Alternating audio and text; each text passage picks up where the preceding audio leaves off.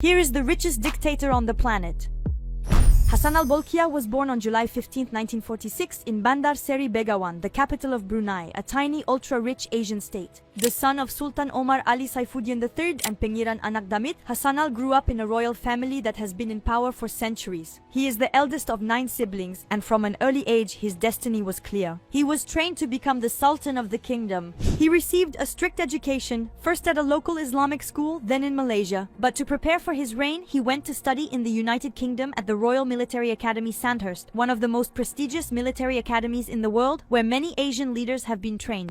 In 1967, his father suddenly abdicated in his favor. Hassan al had to interrupt his studies and was officially crowned in August 1968 at just 21 years old, becoming the 29th monarch of Brunei. But upon ascending the throne, Hassan al did not become a mere sovereign. He also became head of state, prime minister, minister of finance, minister of defense, and religious leader. He embodied absolute monarchy, and as soon as he came to power, the young monarch had only one thing in mind: to give independence to his country, which had been under British protectorate for nearly a century. After years of negotiations, he proclaimed the country's total independence on January 1st, 1984. Under his reign, Brunei became one of the richest countries in Asia. Driven by the massive exploitation of its oil and natural gas reserves and colossal oil revenues, the economy boomed and the inhabitants lived the high life. There were no taxes, and housing, healthcare, and education were free. Financed by the state, Brunei became a paradise of luxury. As for the Sultan, he spent lavishly and became one of the richest men on the planet.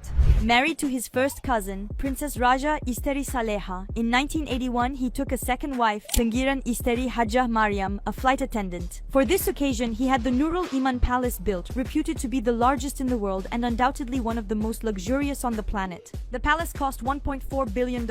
A true insatiable collector, he also owned 7,000 cars, 2 yachts, around 20 private jets, 2 Airbuses, and a Boeing 747-430 worth $100 million, which is said to have cost $133 million to fit out. What's more, the Sultan clearly doesn't mind spending money, as for his 50th birthday he had a stadium built just so that Michael Jackson could come and sing happy birthday to him. The show cost $17 million. But Hassan al is not the only one with a taste for luxury, as he shares this passion with his younger brother Jeffrey Bolkiah, and when they're together, all hell breaks loose. They race Ferraris through the streets of the capital, import ponies by plane to play with Prince Charles, and even bought 2 yachts named Nipple 1 and Nipple 2. Yes, you heard right. Together, they spend lavishly at luxury brands such as Armani and Versace, even going so far as to buy 100 identical suits. They also buy properties around the world as if they were playing Monopoly, such as the legendary Bel Air Hotel and Beverly Hills Hotel in Los Angeles, the Dorchester in London, and the Meurice and Plaza Athénée in Paris, to name but a few.